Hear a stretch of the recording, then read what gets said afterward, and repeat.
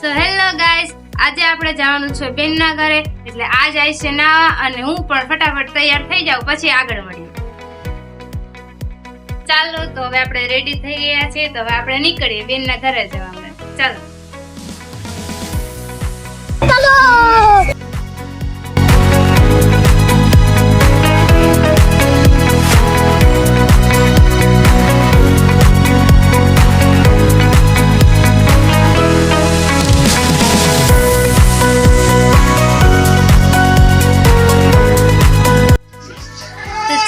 આપણે બેનના ઘરે પહોંચી ગયા છીએ.